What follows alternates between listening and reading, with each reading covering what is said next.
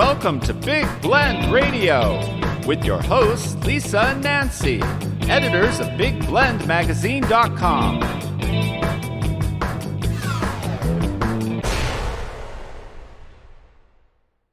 Hey, everybody. Welcome to Big Blend Radio's Writers Wednesday show.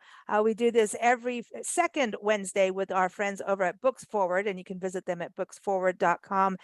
Very excited because we get to have author Kevin Moore join us again. He was back on the show in spring to talk about his paranormal thriller, Book of Souls.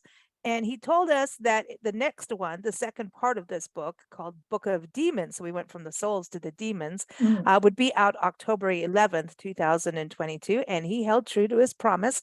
Nancy's very excited because she's reading the Book of Demons. She was reading the Book of Souls during his last interview. And so now she can catch up on all of it. And the exciting news is both books are out on audiobooks. I know we get a lot of feedback on that from our audience that, is it out on audiobook? Because a lot of people, like to listen to podcasts or, so they definitely like to have audiobooks. So KevinMoorePublishing.com is the place to go for both books. And welcome back, Kevin. How are you?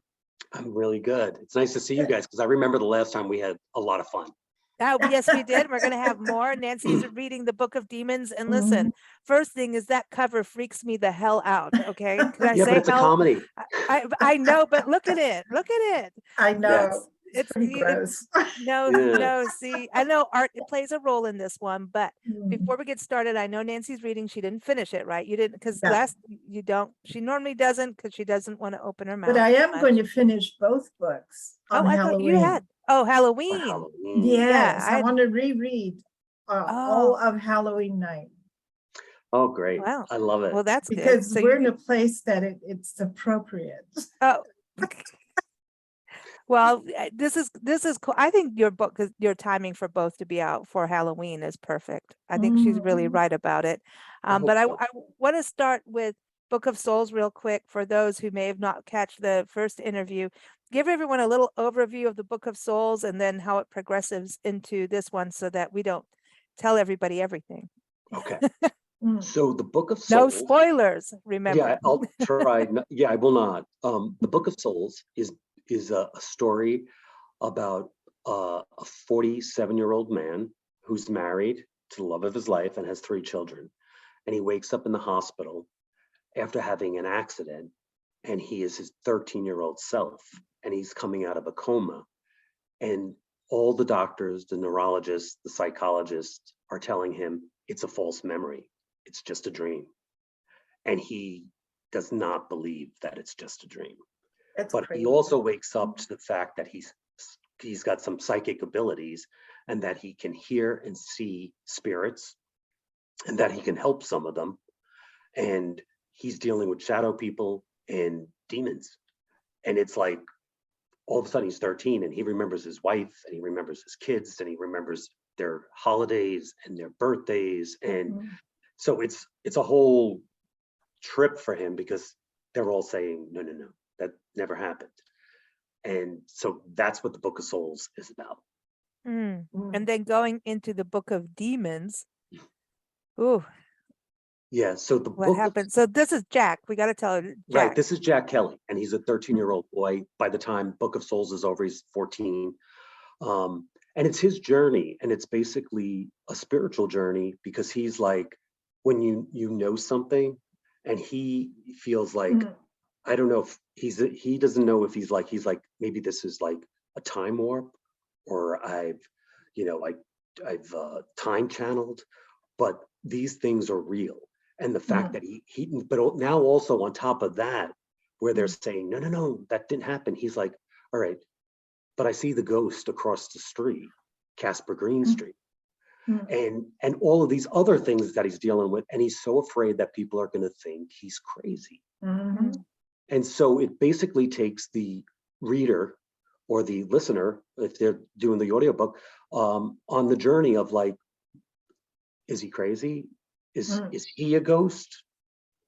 Is he still in a coma? Like what's happening? And so then the Book of Demons will finish that story. Okay. Yeah. So now this should be go a ahead. TV series. I know Nancy's like, this is one of I'm those. adamant because there's so much to it, and their writing is so believable. Like there's not any part that I've read so far that goes, oh, that would never happen, or that's just silly, or I don't believe that. So I feel like it should be a television series because a movie's not long enough. Yeah, no, I agree.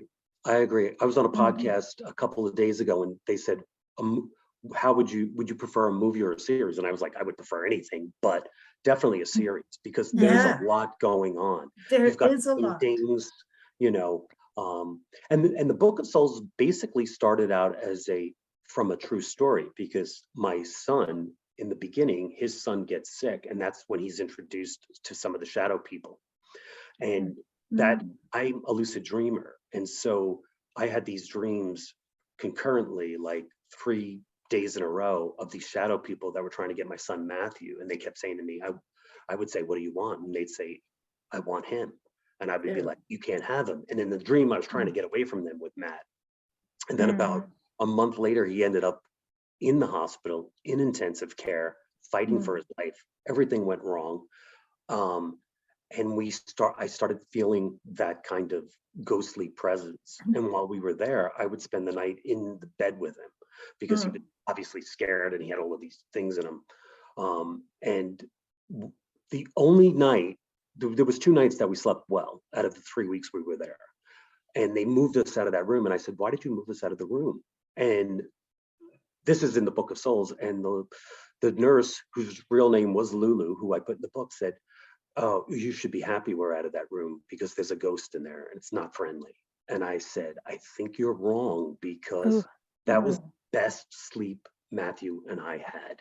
I think it is a friendly ghost. Unfortunately, in the Book of Souls, the ghost that he meets, Casper Greenstreet, is not so friendly. The Casper, that's funny that you used the name Casper. With a K.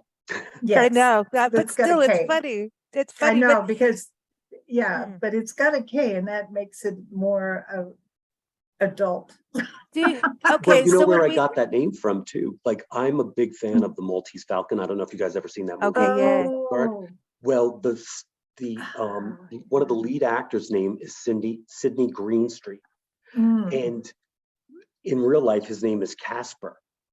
So I took his real last name, and in the movie Casper, and I put them together because I'm such a fan of that actor, because he's just one of those great character actors. And that's how Casper Greenstreet got his name. Oh, wow. Okay, so when you talk about shadow people, and then there's like the demons, not friendly ghosts and things like that. Okay, so when you think about human beings, there's nice people, and then there's mean people. And then mean people are normally mean because maybe some kind of trauma in the past, there's some kind of something going on, right? Yes. So that's my saving grace, to not absolutely lose it on cruel people or mean people. It's like, something's happened in the past, and you can always get away, but with a ghost, it's a little harder. So in a way, I feel like the ghost, just personally, like the ghost is still in its human-ish. It's not like left and gone to the next place.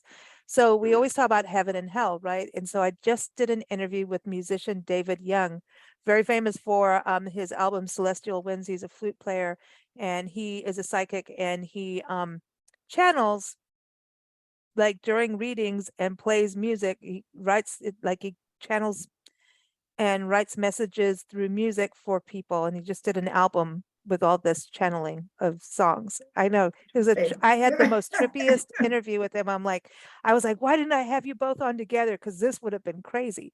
So he believes, through scientific evidence and this whole society of life after death, near-death experience, when you die and you come back. Right. So he, from all of those, believes that there is no hell, that there's only heaven.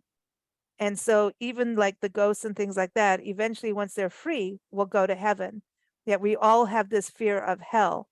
What do you think about that? Because I've been dying to ask you. I was like, I really wish you were on that show, because it was like, it went, we went crazy. Yeah. Just like the last Well, time with you. I'm gonna have to listen to his album because I love that. Because no, I agree. I think we are all fed things in our lives, right? So fear is one of the big things in the Book of Souls is the fear. Casper had his own fears, Jack has his own fears, and that we create that stuff. But I don't, to answer your question, no, I don't believe there's a hell. Okay. And one of the things that Mhm. Jack was doing with what he's able to do is get the spirits to leave what this is the in-between place, because if you're a ghost, you're not supposed to linger. Your spirit is supposed to go on. And so he tries to help him. And even though him and Casper are having this epic battle, he's his intent is to free Casper, because he's like, you're stuck in this apartment, but you think this is your kingdom. This is not a kingdom. So yeah, no, I don't believe that. I don't believe in hell. I That's think that, interesting. I think yeah. religion But uses it sometimes to it's scare, control. they say, Yeah. I'm going to It's a put the fear of control. God into you. And I'm Yeah, like, well, and that's God is supposed to be like Love. wondrous. the So, good I'm going to put the guy, fear of he's God. supposed Yeah. to be the good guy. You Yeah. know, if I'll God, tell your dad when you get home. no, but if God Yeah. did what's written in the Bible, then he would go to hell if there was a hell. Because I mean, he did bad stuff. He really did. Oh, let me smite these people over there and smoted them over there. I mean, come on. Oh, What happened to thou now we're shalt going to not get in kill? trouble. I Now, know I'm see, going to go to hell. whenever we do these interviews, I wait for the emails. Well, I it's know. curious because I'm seeing stuff like on some of my social media where like we've been, doing posts on the Book of Demons, and people will come in and go, do not read that book. Do not read anything with the word Why? demon in it. And I'm like, Oh, people have personal demons. Like your sure. personal demon may have nothing to do with a monster. Your personal demon may be, you know, being able to walk out the door and going to a grocery store. People have that fear of Fear like, of going out. do you know what I'm Mhm. saying? So it's like, Yeah, what is a agoraphobia. demon? A demon might be people who can't sleep at night and they It's wake up fear. and they It's pick up fear. Yeah. So Mhm. I think people take things literally. But Like there's a skeletons story, in your closet, right? right? See how Well, all from the those time you're a kid, terminology? right? The Mhm. monsters under the bed, Yeah, Yeah. There's a and so monster in the demons. bog. yeah, yeah, Sorry. There is a yeah, monster. It's an monster under old the song. bed. But I Well, think Yeah. once you realize yeah. you're not afraid of it, then it can no longer hurt you. But that's life philosophy too, right? Remember, Yeah, there was a Mhm. guy who really taught people to overcome their fear. You have to hug the monster so you can move forward in your life. You right. can't move forward professionally, personally, in relationships. Mhm. You may really love someone, but unless you really step into it, your relationship isn't going to work because of your fears from, oh, my last relationship broke up, or this happened, so now no. So fear is that thing. And I think that's what's so cool about October and Halloween and the Day of the Dead. And it's actually about, and masks, which I thought was, I'm not saying funny, and COVID, but like suddenly Mhm. we all had this big rage against the mask, pro the mask, against the mask. And then there's some of us who went, hey, we don't have to put makeup on. This is great. Yeah, And you could kind it's of hide just a behind the mask. mask. So there was this weird psychological thing in my head going, this is like a really odd thing about Well, how we it was weird to go into a yeah. bank with a mask on. Well, look at Mhm. It was a really odd feeling. I like mean, being a it's just clown, like you could Yeah, get you know? shot. true, you Yeah. know? no, that's true. For me, I think the problem I had with the masks is because you couldn't see people's smiles. You couldn't Yeah, see their Yeah. exactly. because that kind of like can light up a room when somebody comes Hmm. in and Mhm. you feel that energy immediately, like that Yeah. Mhm. vibe, like That was of true. And goodness. Yeah. that's kind of creepy. And then so now you're staring at everybody's eyes. So everybody's staring at each other more than they normally would. And Mhm. that's creepy.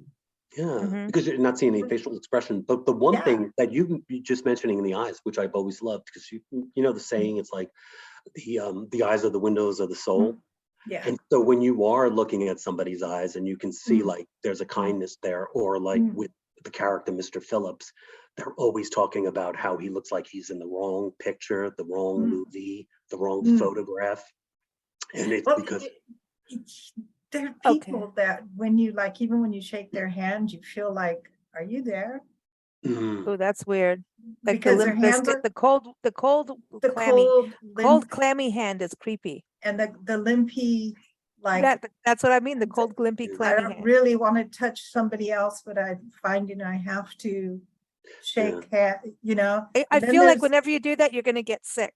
The and person's then sick, there's the and you're other going to get it. person who grabs your hands and pulls you in and then touches your elbow, and you're like, hey, okay, that's enough of that stuff Okay. right there. yeah. It's Yeah, No. yeah. Yeah. It's the whole thing about demons. I think whenever you say the word demon, it freaks people out. I mean, look at the music scene Mm, when, look at the Beatles. If you played was it Helter Skelter backwards Yeah. and the devil was going to Oh, get you, and Ozzy Osbourne got into all of that. And, you got to think about, the devil's going to come through rock and roll. Remember that? I mean, Yes. and then even like marijuana, the devil is going to come to you through smoking a joint at one point. I think that's how Reefer that's Madness so funny. happened, like this fear. So going Fear. to art, because I know art now plays a role in the story. So please, in the Book of Demons, tell us a little bit about that, because first thing I thought of was just like, if you do look at art, I wonder how many people look at art and think somebody can come right through that painting and get you. Mm, Or it's like the look at all the fairies. dolls. Remember the doll museum in Louisiana? We Oh, went that through was a creepy. haunted Gothic jail, and I really did feel something touch my head. I just, That there's was no way you're creepy. going through there and thinking it's not. And after that, we went to the doll museum, Which is and that right doll next door and museum freaked connected me to out it. more than Mhm. the Gothic jail, because all their eyes, and they had these frozen faces, and it's like, I understand why people don't like clowns now. That's all I have to say. But they But were all Okay. looking at you, no matter where you looked. but their art. They were looking at you, and you notice a huge room, and there's 4,000 of them, and they're all standing, and they're all looking at you. But they're Yeah, also and there is looking at, something it's because I think weird. it's also that lifelessness, which we were just talking about with people, right? Like if somebody has something like a cold stare, they're not, Mhm. there's no warmth there. And that's the Yeah. thing with dolls, right? Because you're looking Yeah, at because they're things just, that have these real life yeah. kind of eyes, but they're not. There's But nothing there's- Raggedy Ann behind could them. get But mean. no, but then there is the Chucky dolls. Remember the Chucky films? Yeah. Yeah, but when Okay, they moved and the dolls, the they Chucky moved, went and missing. Chucky went away. Somebody took Chucky, which I think is really hysterical. You're so Chucky gonna get went in trouble missing. for it. Somebody took Chucky, and that's a bad deal. That's bad juju. Yeah. But Yes. yeah, what do you? But But every through art once in is a that while- Every once in a while, one of the dolls would blink, hmm Yeah. because They some made of 'em them do that. they have the little blinky eyes, and some of them have batteries, and they'll blink once in a while, Yeah. and you're all like, yeah, that's creepy. It was Yeah. creepy. Yeah. No, That's creepy, yeah, it is creepy. even though you know that that's most likely that's what happened. But see, That- but the doll is part of the imaginary friend for kids. Yeah. I know when The you think imaginary about friend could step into the doll body. So, and that's what's so fascinating is like, I Mhm. think that's Mhm. where like all of the spookiness comes from, because if you have a child that has like an imagination that's maybe a little more, they make the doll scary rather than Yeah. the doll as a loving. Yes, their companion that's supposed to keep them warm and safe and happy during the night. And so they won't go to sleep. Like Lisa for a long time, she wouldn't go to sleep without her favorite doll. Yeah. You had to go get the doll, and then, oh gosh, It was a she left cheetah. It's not a doll. I never Yeah. did Well, good with it's dolls. still a doll of a cheetah, but so her It's a dolls cheetah. were all animals. But Do you- so yeah, Was there a name for the Spot. cheetah? Spot the cheetah. Spot, because he was part cheetah and part leopard. But the thing Yeah. is too, I think you probably, it doesn't have to be, like, how Linus had the blanket where the blanket was, Yeah. Lucy would always say, oh, it's like that security Mhm. blanket. right. But it's okay because you're putting the security there. Mhm. So See? even if you're using a stuffed animal or a Mhm. doll, you're putting that power into it. It's your power Mm. that makes you feel like you can sleep. So I don't think there's anything. I love the idea of that. Yeah. But do you think that's part of why your books, I know it's paranormal and it's, the stories we're dealing with demons and souls and, I don't want to say the non-living, because they're obviously living, but just not with the same, bodies as we have. But do you think that's why it goes more towards spirituality, actually? Because I want people to understand that about what you're writing and doing is not really, here, I'm going to scare the holy crap out of you with the Book of Demons. You know what I mean? Yeah. Because I think there's people could go, oh, I'm, like you were saying on social media, it's like the word demon is on there. Oh my God. Yeah, yeah. Well, yes, absolutely. Because from my perspective, and that's why I made Jack a kid rather than his 40-something self that could do these things, because the child in us, right? We're afraid that our parents, what are we most afraid of when we're kids? Like that something's going to happen to one of our parents, right? Then, as you go through that world, I thought it was important for Jack to be able to be a child and face those things, because he's like, and all of the adults seem to be crumbling around him. And I think you'll see more of that in the Book of Souls, where the people that were his mentors, they're not stepping up because they're kind of overwhelmed, and they've already had those fears that are cemented, where he's like being able to go, okay, I'm going to massage this, I'm going to fight back, but I'm going to fight back with light rather than I'm not going to like fight fire with fire, because that's not the way you win. So yeah, I think that's important, and that was one of the main reasons why I had Jack a child, and for it to be spiritual, like because it is, for him, it is all about spiritual. His intent is good, even though sometimes it doesn't work out that way, but he's like, he's all in, And Book of Demons, tell us where the art plays a role. What happens in this story, how it follows up from Book of Souls. So in the Book of Souls, Casper Greenstreet became, because your cover is still writer. freaking me out. I'm just sorry. Oh, okay. So yeah, that's, I mean that in a positive way, though. It's effective. Yeah, he was meant to be, I guess, scary for sure.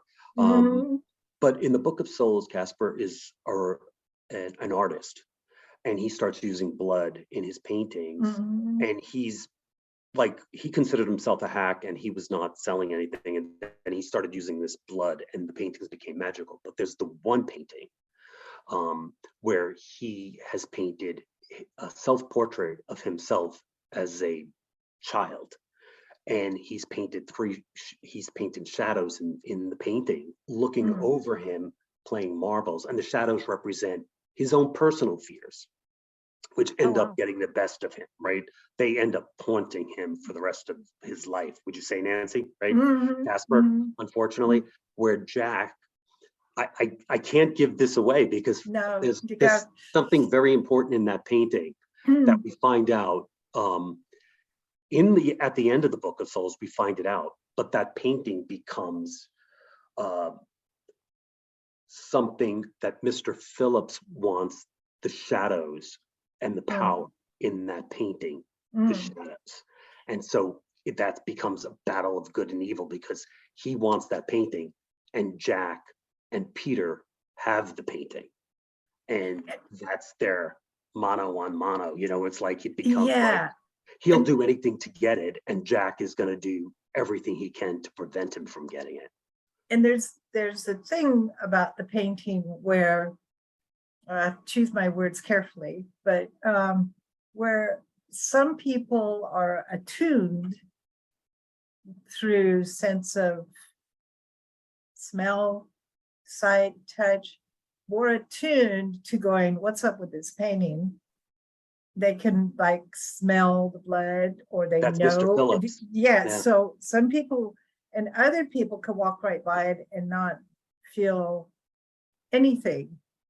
So when like if you were standing in a gallery and the painting was there and you knew about the painting, you could stand and watch whoever stood there. I was just thinking about this because as an artist and having paintings in galleries, I've watched how people walk back and forth, and you're like, oh, are they going to buy? Do they like it? Do they not? Based on how fast they're walking back, and if they're doing this or that kind of thing. You're watching their body language. So when I was all like, uh-oh, somebody's going to start sniffing the painting. Yeah. Well, and that's part of Mr. Phillips' power. Yeah, because Mr. Phillips is a shape, so he knows it. Yeah, so then you start thinking there'd be a group that would like get together like a pack of wolves would start howling or something. There'd be a group of people that are all looking at the painting at the same time, and you're like, dude, this is not going to be good. Wow. So this is You see interesting where my because mind goes yeah, on that? but this takes people into what would be called paranormal, right? But in a way, it's to me, it's about enhancing our senses and all these things that we don't know that we have as human beings, and how connected are we to the entire planet and all the universe and all the planets, all of it, right? And we are so limited, and I think fear always stops us from that, open. It's kind of up to us to open more and more doors to experience things. So when something like that happens with a painting and the paint and the blood, and that that energy is still ripe and alive, and can, other people can connect to it, do you think that that could really be real? Like, as you're writing this, did this kind of like, I mean, do you think there's spirits connecting with you when you're writing it, saying, come on, this would be cool because it can really happen? I mean, do you start to do you see what I mean? Like, Yeah. Ooh. how far, what is the veil of Mm. reality into paranormal? I think it's a very thin veil. Yeah. No, and that's one of the things you were talking about earlier, which Mm. I also am a big fan of the Day of the Dead and of Mm. All Saints Day or All Souls Day, right? Oh, Because yeah. they say that's when the veil is the thinnest, and maybe that's Yes. when you're lucid dreaming, or you're Mm. experiencing something, and somebody's on your mind that's on the other side, and they're giving you like I did we talk about, I think I told you the story, like about my sister, she passed away suddenly Mm. like a few years ago, and it was like kind of a shock, and she had some issues with alcohol Mm. and painkillers, and I kept afterwards, I mean, I was obviously mourning deeply, and one of the things, we used to call her the tea lady, Mm. because we'd always buy her tea. She loved tea. She loved teacups. Even like she'd Oh, find cool. a teacup in a store that had a little chip and all of this stuff. And she just kept coming to me in dreams constantly. And I kept saying, why aren't you moving on? Like, why are Mm. you still coming to me Mm. in dreams? Did you see our brother? Did you see our parents? Like, what's going on? She was like, I still have things to do here. And one particular day I was at a mall, and I was at a yoga class, and I could not, pain was just like so alive in me. And I finished the yoga class, and she was on my mind, and I was walking to my car, and it was packed. You're in a mall parking lot, and there's a Mm. ton of cars. And I'm getting in my car, and when I sat down, I was like, there's something on my hood. What is that? I got back out, and it was a teapot on my hood. Oh. That's messed up. That it was That so was cool. cool. I I still mean, have it's it on my cool. Like, desk. when I like, that's like, you That's cool. cannot say that didn't happen. You know what I mean? Yeah, When yeah. things like that occur. And the Mm. funny thing was, not only was it just a teapot, but it was a Hello Kitty teapot, which was a connection for her and her daughter, Oh, because she'd always wow. decorated Hello Kitty with. And now Oh, nobody lives by me. It was a work day. Nobody knew I was going to be there. It wasn't like it could be that's planned. weird. This Yeah. was, and I'm not saying that she personally put that teapot on my car, but I do believe that there's energy that maybe it was on the floor and somebody picked it up. Why on my car? I don't know, and I don't Mm. care, because it's still on my. But see, And that's where coincidence, I believe in coincidence and well, synchronicity. It's that, I just think that when we say this didn't happen or that didn't happen, we're just limiting it. well, Yeah. that's Here- it that we out of It's more fun to believe in it. no, but I think out Yeah, of absolutely. self-protection, we have learned to block. Like I know from living in the bush that if you unblock your senses, that you will be able to smell just as well as a leopard can smell. But it takes time, and you have to, and time is not to gain the talent, it is to unblock what kept you from having the talent, because we've been so civilized that Mhm. you're not supposed to be able to smell an animal 2 miles away, but in actual fact you can. Mhm. If you especially if your survival depends on it. So living in the bush for, I think, 6 years, it gave me that ability to undo the civilization part. And then when I read books, like some of the books I've read lately, there's people on the war front, they can smell the enemy coming. That is believable to me now. Before, you'd like, really, yeah, gunpowder maybe, but how do you smell? Oh, like the one book I'm reading, the Japanese are coming, I can smell them. And I totally get it. Yeah. I totally, yeah. do. And It was I a World believe- War II thing. Yeah, just yeah, yeah. it's, I know, sorry, Japanese people. Before everybody gets Not yet, before I get a whole, and it makes sense if you're all living in the bush, you go smell. So, but people smell different from each other. Yes. And if you are using that sense to 100% or more, you will be able to tell the difference. It doesn't have to be a skunk. Like, I know that leopards smell like skunks at certain times. Not all the time, but when they're mating, it's right there. Okay. Sorry, guys, but this is true. And certain hyenas smell all the time. They really do, because they do. So there's, like what we've done to our pets here. Yes, your dog and your cat smell, but not like they would if they were living in the wild. Yeah. No, I agree with you that. know what I And mean? that, yeah, absolutely. And I think, in the Book of Souls, one of the things that Jack learns that he can do is he can smell people's fears. Yeah. And he can put a smell to the fear. Yeah. Right. That makes and sense. it's also with Peter's dad, who has a stroke and can't communicate. He's picking up symbols around him, like, Peter, he can't. And I got that from when my father had a stroke, because my father had a major stroke, and I went to see him, and he said, "Could you do me a favor?" And I said, "Sure." And he goes, "Go in the closet and get my leg." And I was like, "What?" And he goes, "Yeah, they hung my leg up in the closet," because he had no feeling in the leg. So he thought it was separate from him. Oh, yeah. wow. And so Jack was able to do that with this stroke patient, because, that's how I took from that. I was like, so Jack would see Peter's dad, and when he was thinking of Peter, when he wanted to call Peter, he couldn't say it, he couldn't speak. It would be a blue blanket, because Peter had a blue blanket as a child, and his wife was a heart, and Jack was a question mark, because he's like, who is this kid? So it was like all of those symbol things, like, the word no was slamming a door, not trying to put an N in an O, because it no longer thought the same way. Yeah, so like your physical wires are a little messed up, but still your soul is still connecting. What's interesting when you talk about lucid dreaming is that a form of meditation, because I feel like if we really practiced it, then it would be everybody could do it. It's just everyone's at a different level of practice, no matter. And maybe if we've come back to earth, then we're just getting better and better. I don't know. No, I agree with you.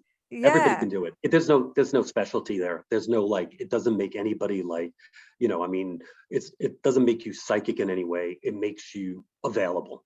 Aware. Yeah. Just Open. open to, because you're not supposed to have nightmares. Right. So you've been taught as a kid, have your warm glass of milk, here's a couple cookies, go to sleep, don't think about anything bad. Don't watch certain movies or cartoons before you go to bed, because some cartoons are friendly and other cartoons are definitely not. Yes. They're really evil. They're naughty too. Walt Disney did some naughty things. There's some but I evil won't get into- cartoons. And the violence in them. Yeah, the violence are only hitting each other, bow, buff, zooey, bang, boom, So they're really evil. Parents should maybe watch cartoons before they let their kids watch them. But this, the sleeping thing to me is a really in lucid dreaming, because I believe in connecting with, and I believe you can connect with people while we're all still, in human form, like I could be thinking of a friend going, oh, I need to tell her this, this. I really want to connect with her. I know her schedules, but if I really think hard about it, I'll get an email from her. Like I can guarantee you, like, and 2 hours, I'm going to get a message from my one friend. I can guarantee you it'll happen. I Yeah. swear. No, I And believe you. you know, those kind of things you can have it because I think there is an energy of, there's a system. I don't know what it is, but there is. And lucid dreaming to me, it's like your brain is connecting with things and saying, okay, you don't have to think with this anymore. That part's done. It's kind of this level that we don't want to have to deal with as human beings because we're going, oh, I have to make sure I pay this bill tomorrow. I need to do this appointment. So lucid dreaming is kind of helping us in a way of, I think it's calming too, because you're connecting, right? So is it Absolutely. meditation or is it I mean, You know, I think, well, what I try to do sometimes for my own personal sake, what I'll do is if like I want somebody to come to me in a dream, right? I will either like, if there was a smell that was them, like maybe I'll spray that smell, or if there was a passage in a book or a poem or the Bible, like I will read that before I go to bed. Like I will try to like think of them and I will say, you know, hey, come visit me, come visit. And sometimes it works, sometimes it doesn't work. But sometimes when I'm doing that, somebody else will come. And it's because you're open. so I'm like, okay, I'm opening that door, but that person doesn't need to come through it. That other person does, maybe. They've got something to tell me. And one of the things I learned through a mentor with lucid dreaming was to remember to ask a question. Like when you're in the dream and you realize you're dreaming, you say, right. oh, like many people, I would say, oh, wait a minute, you're dead. And they would say, yes, I am, but I'm okay. And I would say, do you ever go visit your family? And this was my cousin Mike. And he was like, I do, but I don't let them know I'm there because I don't want to scare them. Oh, I So see. I So told that, his wife, yeah, I see. So you become yeah, the so portal for the people, you yeah. know, I mean, so there's that communication, but what about if you're communicating with people you don't know, but they feel warm and friendly? That sounds, I have great dreams at night. Alrighty then. Yeah, you know, Lisa's that's dating a curious thing one-on-one. though, because do you feel like sometimes if you're having a dream with somebody you don't know, is it like somebody you've passed in the street at one It's no time? face. No, there's like no face, but they always have No. like a red and like flannel shirt and like it's all out in nature. It's like a nature person and there's always With red coffee. flannel? Yeah, Wow. like a flannel shirt. Yeah, like Maybe out it's, in the woods. I'm always I out don't, in the woods, I I don't know. suppose. So I don't I know don't if it's know. like it's weird, like a past life or like somebody I know from somewhere because it's The very past, familiar, but I never see the face ever, Or and I don't someone know yet to why. be. Maybe it's but still someone yet to be. Oh, that's trippy. Ooh. what about the deja vu thing? Like where you're doing something for the first time and halfway through your mind goes, now you've done this before. And you're like, hi, I've done this before, but you're like, no, I haven't done That this is an before. interesting thing about It's deja vu. There's What repeat cycles. see? Because dreaming, you can have repeat Yeah. dreams and you get to know the dream where it used to scare you. And then you get past all these Yeah. fears. Like I'll sit there and go, you know, this is a dream. And I will like get past whatever that fear is in the dream. And it's like, oh, it's this again.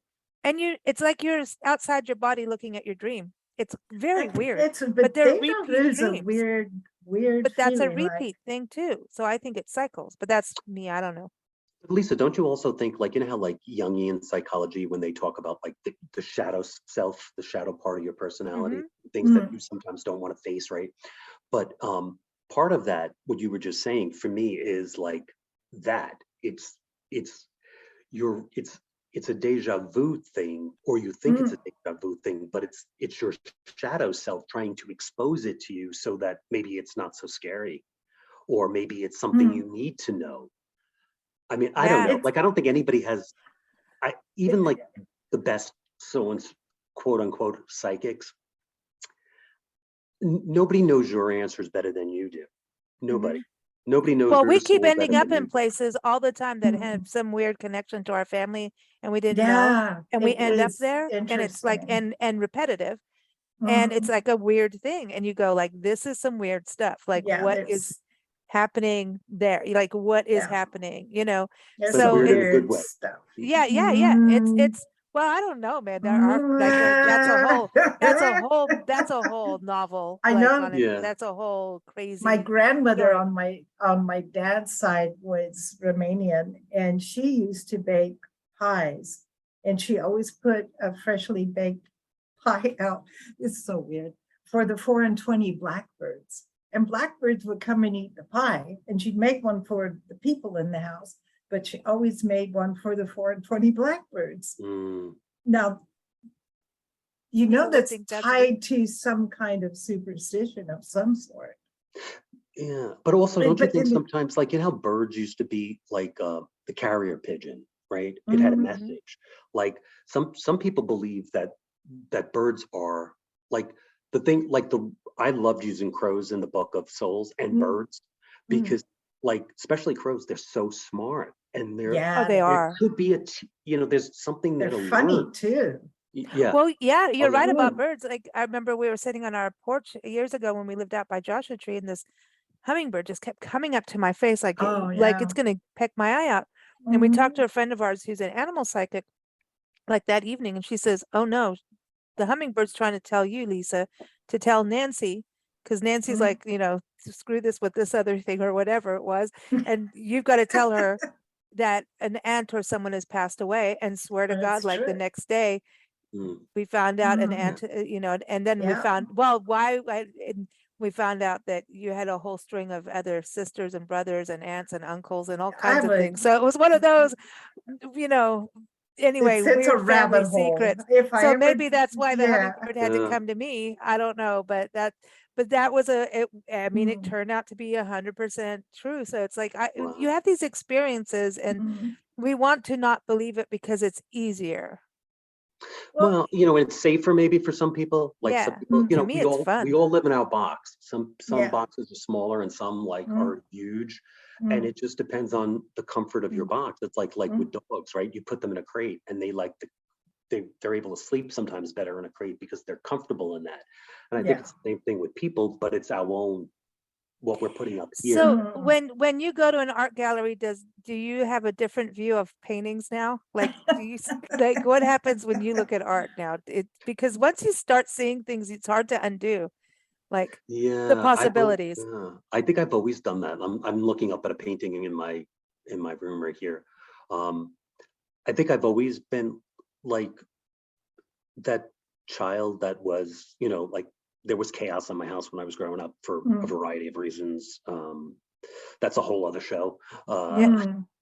But I would always find solitude in creating a story around something, and art is one of the biggest things because I never quite understood like, oh, okay, so that's an impressionist, okay, and that's cubist, so like I wanted to learn that part of it. Mm. But when I looked at it, I was like when I remember seeing one of Picasso's paintings of it was one of the women he was living with, and she looked so crazy to me because Mm. it was cubist and it was like, oh, a mess. And I was like, oh, I don't understand that. And then I started to like try and make up a story about her in my own head Mm. and why she was looking the way she was, what was going on with her psychologically, what was happening in her life at the moment. So yeah, I've always done that with Oh, it's art. like people watching. Yeah, Well, that's Yeah, cool. art yeah. art school. I went to art college, and they teach you all these rules, the fundamentals they call them, Mhm. of art. And there's just one rule after another, after another, after another. And then they tell you, now don't be afraid to break the rules, but then don't be surprised if nobody likes your paintings. Mm, So, See? yeah. so if you want to be a commercial artist and make a living, you follow most of the rules. If you want to be a non-commercial artist that suddenly gets really famous once you're dead, you break the rules. Yeah. Yeah. Yeah. And then somewhere in between, you can vacillate and, okay, if I break that rule, I can still sell to this market, but if I break that rule over there, this whole big market's out the window. It's very But weird. Nancy, don't you think that like as an artist, and maybe this is naive and maybe it's just because I'm getting older, but like when you're an artist or a writer or a painter or a Mm. singer, like you can't strictly look at it like, okay, I'm going to take this painting and I'm going to make money at it. It's like you have to feel it. Like you have to Right, be able to put exactly. that down. Well, Yeah, like, no, that's, I mean, that's it's- originality. That's No, integrity. in order to finish the painting, you're absolutely right, because it becomes something that you hate. Mm. It's like if you have a 9 to 5 job that you absolutely hate, it becomes like that, because you are now not doing what you wanted to do. Mm. But if you could just paint and not ever have to make a living, like I always think back to the king and queen days where they had, they were the patrons of the artists, and the artists could live in the palace and do whatever they wanted. I'm like, dude, that was the days, Yeah. do that Because painter, yeah. if it Well, was but that, actually like but that, you know, yeah, when you had, You know? and real patrons of the arts, but I think Mm. we are doing a whole show in November with the artist Victoria Chick on the whole myth and legend and truth of the starving artist. Like, where did this whole Yeah. thing where you have to be the starving artist? Did you have to be? Because there's artists like Ted DeGrazia who did anything he wanted to do, what he felt, and he built his own mission. Talk about religion in the desert, and his Yeah. own studio, gallery, all Mhm. Adobe, really cool because he has cactus floors and stuff, cholla cactus And floors. I It's one of wouldn't the be surprised if there It's in was Tucson. some haunted parts of Yeah, that he had a place. nun's Yeah. quarters and everything, but so we Mhm. do shows with because there's always some story about him. But he was the most reproduced artist in the world, and Wow. still Mhm. because UNESCO used his painting of a little Mexican girl on Mhm. the gift cards for Christmas. I And so, remember but seeing that as a kid. he would create what he wanted and then have a guild of women artists, and I think there's some men in there who would reproduce his art, and then it would go out there. So it wasn't like a typical kind of printing. So Mm-mm. he did textiles, he did whatever he wanted. And but he got he got really big, but he still did exactly what he wanted, and to the point of Mhm. he went into the Superstition Mountains He with was his smart. donkey and his mule, Mm. and he burned his own paintings, his originals that he Mhm. loved, so that his family wouldn't be taxed on the money, the value Mhm. of his art. He became Wow, so fascinating. valuable. So he did this Mhm. balance of it, which, and he was defiant. He was studied under Jose Orozco and Diego Rivera out in Mexico City. And I Mhm. mean, he was for the people. He stood up for the Native Americans, indigenous people, and Mexican people. Yeah, Just, big and then time. he had his own thing about Father Font. Uh, Yeah. Dude, and he wrote this book was one of the trippiest things I've ever written. He Mhm. wrote, like, he put it like he is Father Font. He made his own fantasy story, but it was a true story of Father Font going across the the desert, Arizona desert. And it's trippy. But anyway, Yeah. you would dig it. That's why I brought that up, because you would dig it. If you ever go to Tucson, you need to go to DeGrazia Gallery, because it will Okay. blow your It's mind of that. crazy. It's Yeah. crazy. He would dig Well, what you're writing. yeah, and I'm not, and I'm not saying that like you can't be successful.